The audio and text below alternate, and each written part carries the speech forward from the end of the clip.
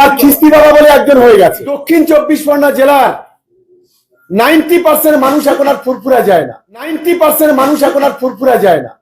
90% মানুষ এখন আর ফুরফুরা যায় না। 90% মানুষ এখন আর ফুরফুরা যায় না। ফুরফুরা শরীফ থেকে দুটো তিনটে ভণ্ড আছে,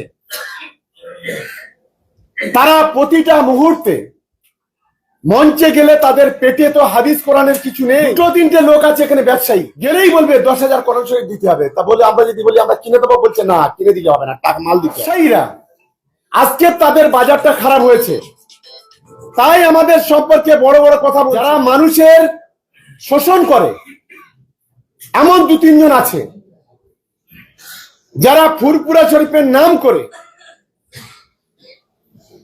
এই ক্যানিং ভাঙড়ের সংখ্যালঘু মানুষকে বিপদে পরিচালিত করতে চায়।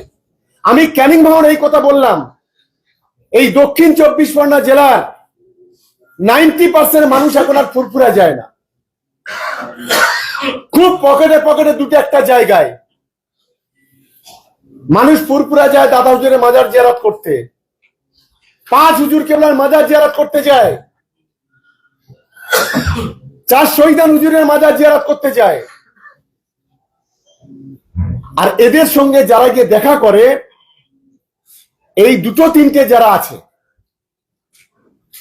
একজনকে গালিগালাজ বাবা না কি বলছিল ওটা, খিস্তি বাবা, আবার খিস্তি বাবা বলে একজন হয়ে গেছে।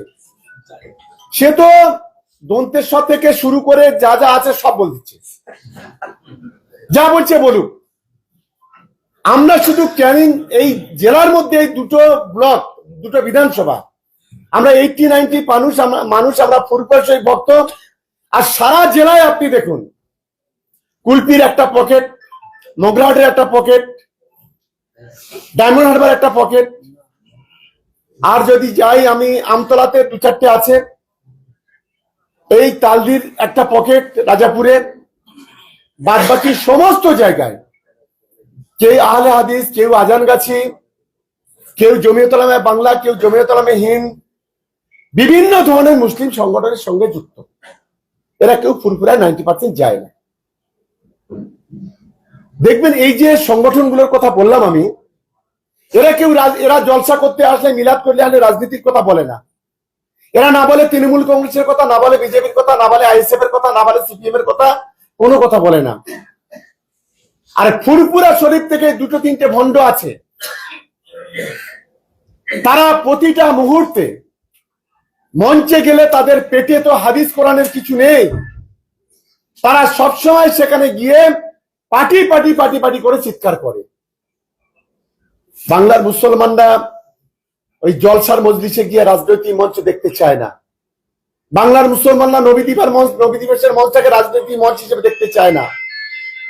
বাংলার মুসলমানরা তারা তাদের ডেকে নিয়ে গেলেই বলবে 10,000 কোরআন শরীফ দিতে হবে। তা বলে আমরা যদি বলি আমরা কিনে দেবো, বলছে না কিনে দিতে হবে না, টাকা মাল দিতে হবে।